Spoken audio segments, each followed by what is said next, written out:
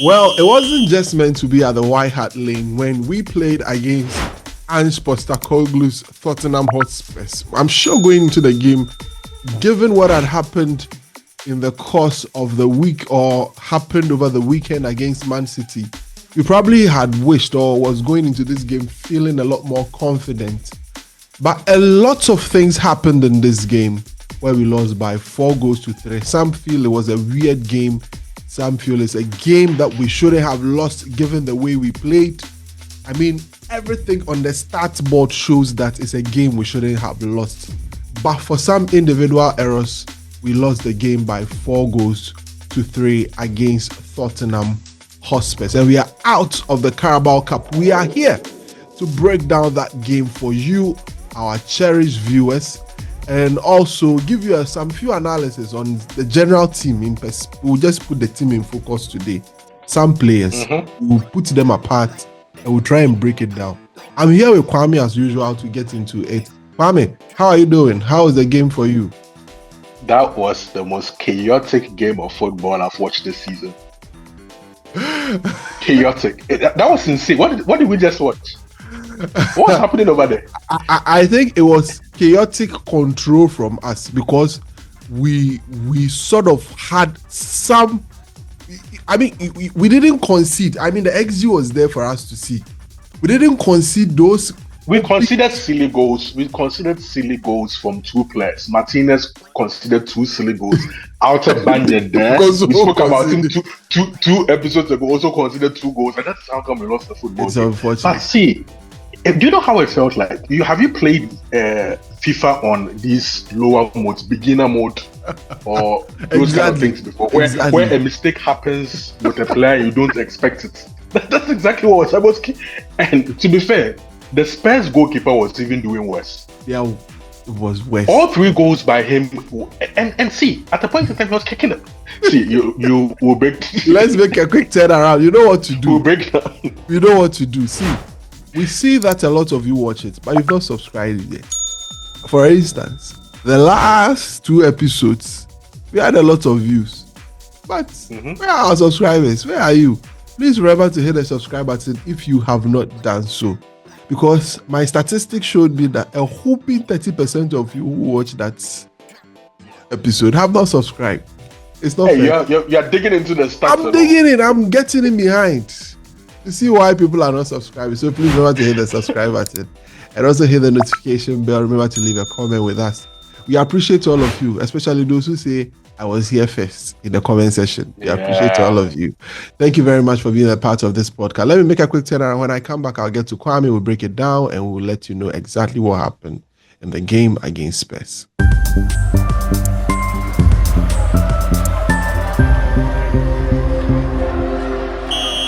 All right, thank you very much. Welcome back to United and Everything Football. Let's get into the game. Let's get down to business. Kwame, United 3, Tottenham Hotspur 4 at the Tottenham Hotspur Stadium. As it stands now, we have never beaten Ange Postecoglou's Spurs before. Never. Yeah, he has the X on us. He has an X. In fact, let me tell you, I don't remember the last time United won a game in London. Like against any team in London. I can't remember. It's a problem. Be it Crystal Palace, be it Arsenal, be it West Ham. It seems we are struggling on the road. We have to. It has to change as quickly as possible. It has to really change. But Kwame, let's get into the game. What did we just watch? Madness, absolute madness.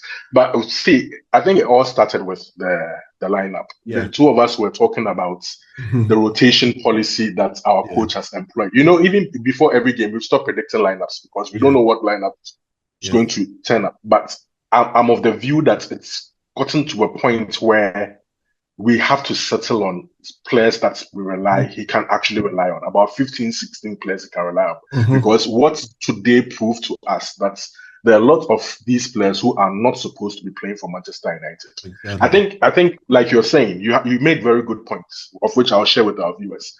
The first point that you made was the fact that our players are not durable enough. So if he doesn't rotate in this heavy schedule, what may happen is we may suffer a lot of injuries that would completely derail our season. Exactly. And the second point I would like to add to your point is the fact that it allows us for certain players to be exposed for all of us to see that they We have can to. either they can't play in this system or they're simply not good enough to play for Manchester United at all.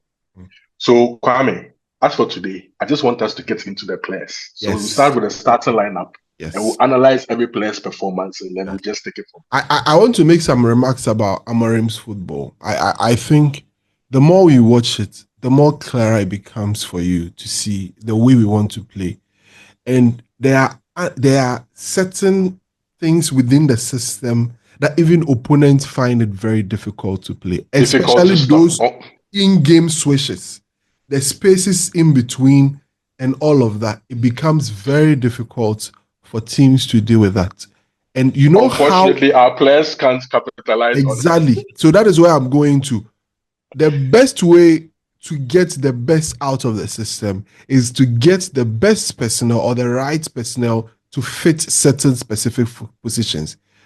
A position that needs to be resolved as quickly as possible is the left wing back position. Because the amount of time our left wing backs have gotten in this system to be able to create something good out of that really blows my mind. It's ridiculous. It blows my mind. What you watch is ridiculous. And every switch gets to them. But they lack the needed quality to make something good out of it. It's so shocking. And it pisses me off. It's never been so glaring that a position lacks, like a position is so deficient in our squad. It's so glaring. It's shouting. So glaring. Like, I mean, you could hear the shout that I need me a personnel. I need me a personnel to fill that spot. So that is also one thing. And another thing that is quite clear is the amount of chances we concede. I mean, clear-cut chances we concede. If not for mistakes, personnel mistakes that leads to some goals, it's very difficult. And set pieces. It's very difficult for opponents to create very clear-cut opportunities against us in open play, which is something the system has curtailed. You know the XG, right? I saw it. As you can see on here, it is somewhere around 0.4 something, which for Spurs, and then two goals for us. Meaning we're not taking our. I'll look for the XG as we are watching it. As we are discussing. I'll look for the XG from all the games that we have played under Amorim, and you will see how it has dropped. It is something that I see with this team, and that is what gives me confidence that if we are able to get the needed personnel to fill these available slots, I think we'll do fine. The second thing, trust me, third thing, you've said two things already. So the third thing, trust me, against a top side away from home under Ten Hag, and we are down 3-0. It could have been 5-0. It could have been 5-0, or it could have been 6-0. Yeah. You know why? Yeah. Because the team's head will drop. But you know what I saw today? I saw a team that was filled with energy, even at 3-0, fought for every ball, controlled the game, put the team that were playing under pressure, calmed them in their own half. We made them feel it today. And the goals we scored were goals that came as a result of pressure. And that is a team that was fighting. And that is one thing that really excited me today. We lost, yes. Somebody say we lost. If only we could get about 3 or 4 players in offensive areas with the tenacity of Amad Diallo, I'm sure we'll be good. We would definitely have been a different team. So one thing that is exciting me now is the fighting spirit. So these are the elements that I'm looking at. These are the things that I'm looking at. The fourth thing is what we are going to get to right now. Some of the personnel are that bad. And we need to break it down. They are that bad. So, Kwame, I'm going to run through the lineup that started the game today. You can pick it apart, dissect it, and say whatever you want to say. When you finish, you throw it to me, and I'll also deal with them. If I have to make a pick, I'll do it. The first, the setup was like this. We had Altay Bayande, goalkeeper. I won't even allow you to continue. Let's start from there. Altay Bayande should never ever wear a shirt for Manchester United. This should be his last game for Manchester United. You know, two episodes ago, we're talking about the fact that, you know what, the reason why Onana keeps playing is the fact that our backup goalkeeper is not enough competition for him. Not that he isn't given opportunities. They know he's not good enough. They know he is not good enough to play for Manchester United, of which you suggested that if we even have to go and bring cover back from Leverkusen, because as a backup goalkeeper for Leverkusen, playing European games and cup games, you can play as a backup goalkeeper in cup games and European games for Manchester United. Onana needs competition. That is how come he gets away with the things that he gets away with. True. Because the guy who is supposed to come and take over him is absolute shambles. Absolute shambles. How are you punching the ball back into play the way that you did? And it's not like the ball was even further away from him. It doesn't even make sense. Push it away. His kicking of the ball, Kwame, his kicking of the ball is even more erratic. Terrible. There is no confidence. There is absolutely no confidence. And how are you being beaten straight from a corner? That challenge that he's claiming someone was challenging him, he simply felt embarrassed and ashamed. He was just trying to claim something. Noise. It was embarrassing. That player cannot play for Manchester United. See, I have seen that Pep Guardiola, Mikel Arteta have made radical changes when it comes to their goalkeeping departments. They bring in goalkeepers, and after even a season, they realize that the goalkeepers are not good enough. They quickly sell those goalkeepers and get different goalkeepers. Arteta has had about 4 or 5 goalkeepers at Arsenal. Yeah. He has sold, he sold a goalkeeper to Forest and all that. Yes. Turner, I don't know if Turner, this guy. There was Leno first. That's Southampton. There was Leno. There was. Then he went for Ramsdale. And then. Right. And then Turner. Turner was back up and then Raya eventually. Turner was back up to, what's his name? Ramsdale. And then he got Raya. So if you have to go through a series of changes to eventually end up with goalkeepers who can compete with each other for the position, it's better. At City, they can drop their first choice goalkeeper and play their second choice goalkeeper in big games, and you still have an effect. There is no better example than Liverpool with their second choice goalkeeper. He's as good as anybody else. He's probably the best second choice goalkeeper in the world, right? And then there is us, whom our first choice goalkeeper is suspect. At times, I'll say at times because this season there has been a marked improvement from last season. Yeah. But the second choice goalkeeper showed us today that he can't be trusted. He can't be trusted. No, that's also another position that was. See, I would have been even more comfortable if Tom Heaton played today. Tom Heaton is not making these mistakes. I can bet my life on it. Never. But his third choice, and you know what? He's old, and then you feel like you have to give out. He's more confident and far better than Bayern. Far better. He's not good. Far better. Not good. See, let people not think that we are slating him. We saw him in Turkey in the Euros. You remember the game against Portugal? We saw him in there. He was terrible. He's not good enough. And the club has to sort that out. One of the worst signings of goalkeepers that I've ever seen. Terrible. I mean, we've seen worse goalkeepers like in Massimo Taibi. We've seen worse. To be honest, we've seen worse. Taibi and what's his name? Those goalkeepers. What's his name? A lot of Raymond van der Hau. Raymond van der Hau. Yes, that's him. All of them, we saw them. We saw Disaster Bates too. All of them, we saw them at Man United. Bates came to do his own thing, yeah? He was Onana Pro Max. Super keeper. Onana Pro Max. Anyway, Kwame, so that's it on Bayern there. Let's look at the central defense pair. There were 3 of them. There was Lisandro Martinez, there was Lindelof, and then there was Lenny Euro. Later on, as the game continued, Lindelof got out, and then Johnny Evans came in. Kwame, let's deal with that. Let's start with Lenny Euro. Today we saw Lenny Euro in full. He's a baller. He's a baller. He's a baller. We've got an asset here. Yes.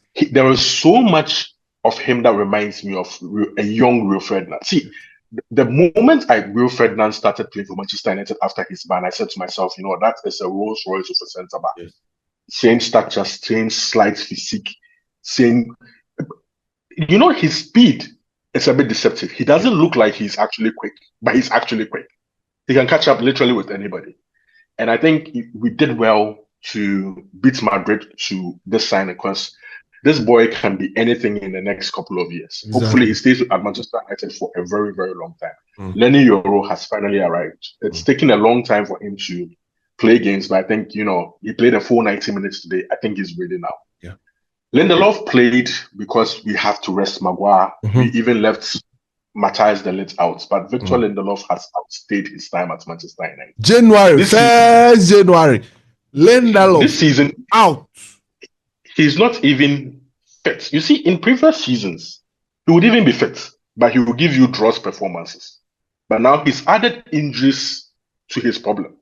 He can't even stay on a football pitch. He's had about 3 injuries already. Exactly. He didn't start the season because of injury. He came back, got injured again, and he's come back and he's gotten injured again. Exactly. It tells you that it's just about time. It can't be I know we can't force him out. Kwame, no matter what you say about January, we can't force any player who has a boss man. You allow his contract to run down. They have control. They have control. He's in control. Yes. Yeah, he is in control because no club is willing to pay a transfer fee for that player, especially as a 30-plus-year-old. Yeah. He would run down his contract. But what we now know and have to accept is he has run his race at the club. He's probably overstayed his time at the club and should leave. Lisandro Martinez had an absolute shocker of a football game. Gifted 2 goals. And not just gifted 2 goals, he never ever looked assured. What's he doing in the box? Just kicking the ball to Kulusevski to just... I just don't get it. And clear your lines. It's basic defending. Just clear your lines. I think sometimes he tries to be too intelligent for his own good. That's the problem. See, his passing is out of this world. Some of the line-breaking passes that he gave today were incredible. If you are a central midfielder, you'll be envious of the skill that he has. Absolutely. But the basic attribute of any defender is to defend and to defend well. And he's actually a good defender, but today he did not cover himself in glory at all. The second goal was even worse. He was literally just shadowing Solanke to take a pop at him. And he played him on. How are you, Lisandro Martinez of all players, doing that? That is why there is always talk of United signing a left-footed centre-back. Yeah, I've said my own on that.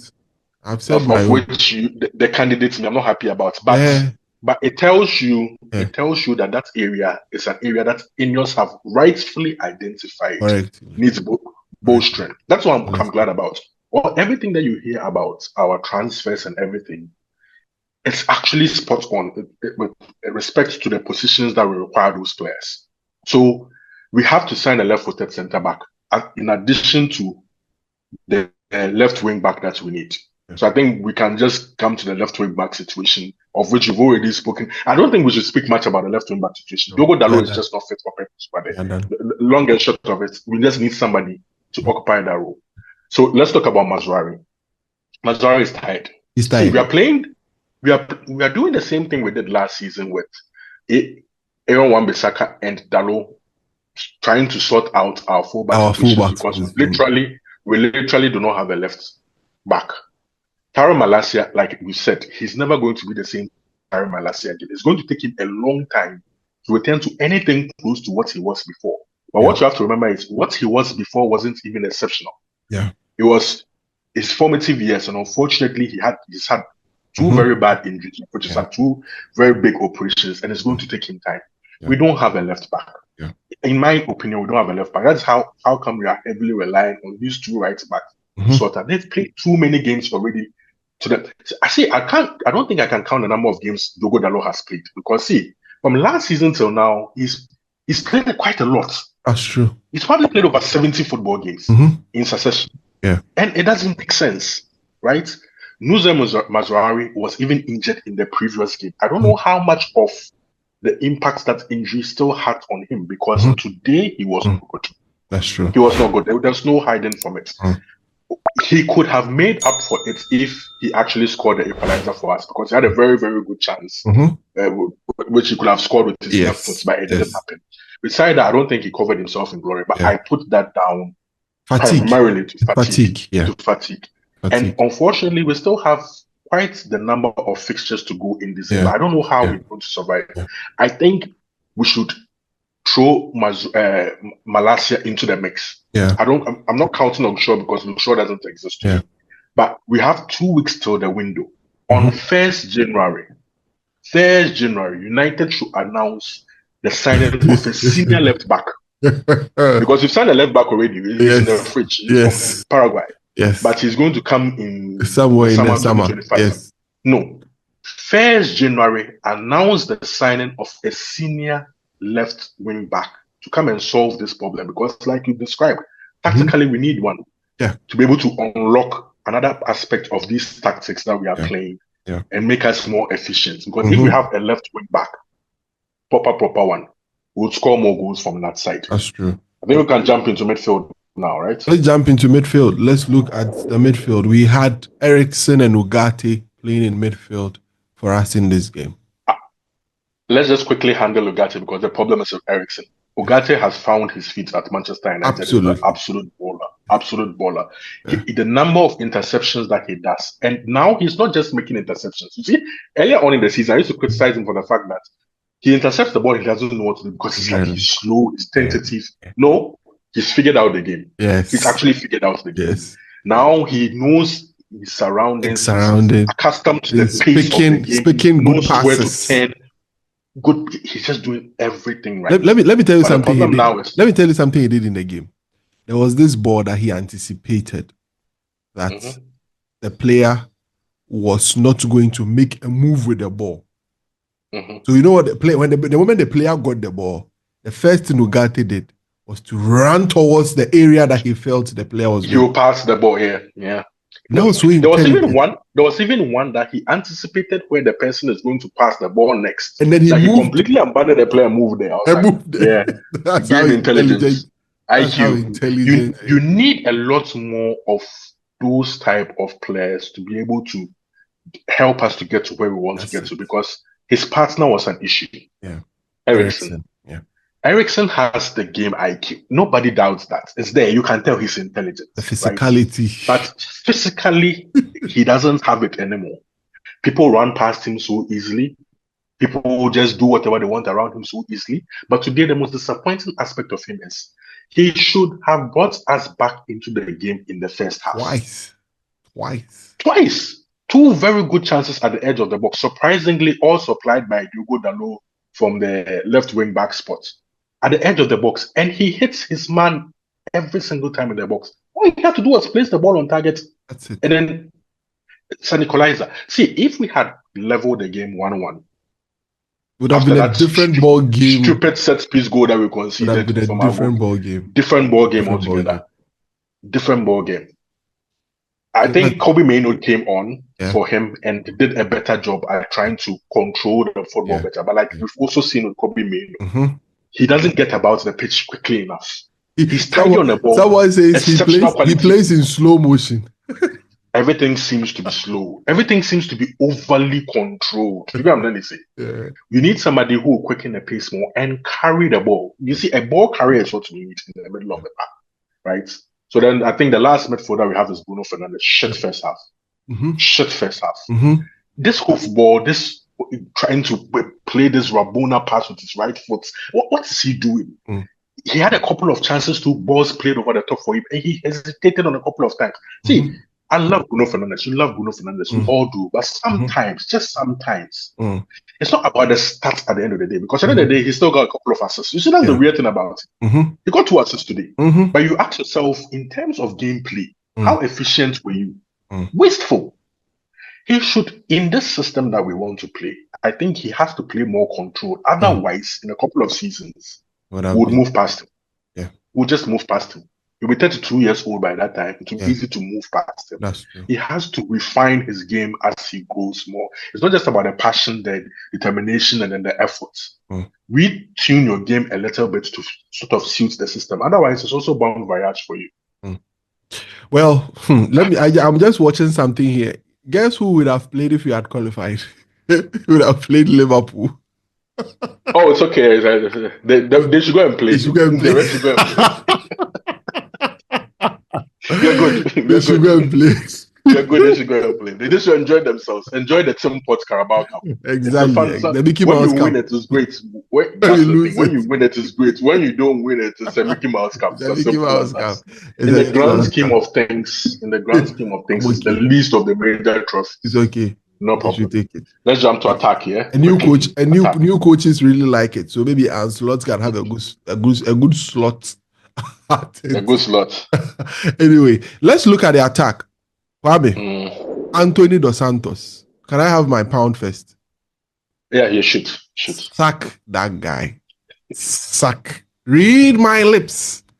Sack that guy. He's not a footballer. He made a big mistake. He's not a footballer. I mean, he couldn't make anything happen. He couldn't. Nothing. He couldn't pass. He was easily dispossessed. He couldn't dribble. Can't dribble. He can't. I mean, what is he good at? He's not fit for the Prem. I just keep saying the same thing. He's not fit for the Prem. Because see, this is a different manager. This is a different system. They tried you in different positions, and you still do not cut it. He's terrible. We've wasted 85 million pounds. I'm sorry. It's just what it is. Then how you have blood on your hands on that player? Blood. Cut your absolute losses. He's just not fit for it. See, you know, a couple of years ago, when we're signing, everybody in our group chat was saying, this is not the guy we should sign. We all knew. We're going like, if you have Amad Diallo, why are you going to sign another smallish player who doesn't have so much of a different skill set from this person? We're all like banging on the Rafinha train. Rafinha, look at Rafinha now. That is what I'm saying. We can get rid of these players, but if we do not sign the right players, we'll just be back to square one. That's my problem now. So there are a lot of players that we are talking about we should get rid of, but we have to get their replacements right. That's correct. Gone. Rasmus Højlund and Zexi, I'll talk about both of them together because see, they're who they are. They're just see, Manchester United should sign a number 9, a proven number 9 who can do the business. Højlund was played through in the first half. A very nice. What was he doing? Pass. I don't know what he was doing with the ball in between his legs. He couldn't even get a shot off. I was like, you know what I said to myself? A Manchester United striker, I was so surprised. A Manchester United striker could not make anything out of this. I told myself, Gyökeres is just pushing that and slotting that ball in easily. At least get a shot off. He was spooked by Gray and who's the other guy? The other center Dragoshin. Gray and Dragoshin. Then imagine what the likes of Van Dijk could do to you. They'll absolutely swallow you up. They will just shoulder you somewhere. I was so shocked and disappointed. I said to myself, you know what? I've been saying to you guys that I don't trust this guy. I don't trust any of these strikers. But I said to myself, you know what? Why are you even shocked? You're seeing what you're seeing. See, let me tell United fans this. Let us not pretend because we have trolled rival fans about comparing Højlund to their strikers, Nicholas Jackson or whoever. You know what a Manchester United striker is. And you know that Højlund does not come anywhere close to the standards required to be a top Manchester United striker. He can be somebody who can be nurtured into one who should be a backup, playing off a very experienced centre forward with absolute no pressure. But as our number 9, we have seen too many number 9s in this football club. I'm telling you, he can't even lace the shoes of Luis Saha. He can't. True. Oh. And that is where we are. It's even, excuse my language, it's even disrespectful to compare them to Luis Saha. Very, very. The reason why I say this is Luis Saha was somebody who played with a lot of physicality and a lot of, I'm trying to say, but I don't want to go as high as the likes of Berbatov and then Van Nistelrooy and blah, blah, blah. He doesn't, when we bought those players, those were supposed to be world-class players. Saha was somebody we bought from Fulham that we said, you know what, he can be the next big thing. You get what I'm saying? Yeah. Rasmus Højlund has been bought with the perception, the notion that he's going to be the next big thing. Comparing to the likes of Giuseppe Rossi and co that came into He's nowhere near. He can't even lace Chikarito's boots. He's nowhere near being the number 9 that we need to get us to the next level. See, he can get us the goals because he's our number 9 and he's supposed to play a certain number of games. And by the end of the day, he'll probably end up getting you the 10 to 15, 16 goals that you need. But the guaranteed goals you need to make progress to the next level. He can't take you to the next level. No. That's the problem. And Joshua Zexi today, whom I've criticized heavily and said has been a bad buy, actually had a better game coming off the bench than him and was rewarded with a goal. It tells you the level that both of them are. Yeah. We have to get to number 9. That's true. It's either one of them leaves or we have to add a number 9 to them, and then they battle it out for the second backup spot. But Manchester United needs a world-class number 9, a world-class finisher, somebody who can actually assure you goals. That's true. I think that's the forward line that started. That's the forward line. Ahmad came in, and then Ahmad and Garnacho also came in and then did their whole bit. So Ahmad is him. Ahmad is him this season. I think he's like contributed in like 8, 6, 7 games in a row. He just contributed. But let's just hammer quickly on his tenacity. See, when Liverpool talk about their game pressing on the club, is because their 3 forwards never stop running, never stop pressing. Even Firmino, who has maybe described as a luxury player, did his bit when it came to pressing. There's a team pressing, but individuals too should also commit to the pressing. We have to buy players of the same tenacity, better quality than Amad Diallo, who can complement those kind of players in the system that we want to play. Garnacho has a lot to do. See, he came on, he was trying, but you can tell that there's a lot going on in his mind. But he should just calm down and then just, get to the... I think he can do something. He shouldn't let whatever that is happening get to him. Well, that's it on the game and everything that has to do with the players that play the game. So this is our assessment. You can share yours with us in the comments. Please share yours. Share yours. What you think about the players and everything. Please share it with us. So we'll be happy to hear that. So Kwame, quickly, how many minutes do I have? I have just 5 minutes. Let's do the Bournemouth game quickly. We play against Bournemouth. Last season, they beat us 3-0 at Old Trafford. Is it 3-0? Was it 2-0, 3-0 or something? No, 3-0. They beat us at Old Trafford. Very, very terrible game that we had. But we hope that they're a team that are doing quite well. But what it tells us is that, the last time we checked, the difference between us and the team that is top 4 is around 6 points or so. 6 points, 6 points. Still, and that's Nottingham Forest. So there's still a lot more to go. Speaking of that, it's a very good place to start. Before the game, our coach made some remarks concerning the lineup that he had chosen and what his actual priority is. He spoke about the fact that he has to make these changes because he has to keep players fresh, and that Manchester United should win every game. But the Premier League is the priority. His priority, yes, his priority is the Premier League. He's aiming that high. He knows that, these cup competitions, they are nice for the fans. He actually made that reference. The fans will love it, blah, blah, blah. It speaks to not to cut you. His press conference, this is what he said. We can't think winning silverware will fix everything. We are improving as a team. Our goal is to win the Premier League. How long it will take, I don't know. So that's a question. You see, this argument, this school of thought, there was this school of thought when it came to Ten Hag and winning trophies. You win trophies, but then you don't make any progress. But we always used to say that to make progress, the league is always the best measure of progress. It's not a priority per se, it's the best measure of progress. Progress of the team. Your league positions consistently competing for league titles shows you that your team is up there. The cups can come alongside it. Right? So as fans, we have to sort of abandon the short-termism of winning cups and then just been happy with it. Winning trophies are exciting because United should win trophies. I'm not saying we shouldn't. We should. But we should also look at the fact that we haven't made any consistent form of progress over the past decade, and it's about time we looked in that direction instead. So he pointed to the fact that this competition is a competition that it exists, blah blah blah. But the league is its main priority. Once we start competing for league titles, we know we are up there now, we're the best in the world. So against Bournemouth, I think now it affirms that he's not giving up the league. The two of us have been thinking, this league might be done, but then he's not giving it up.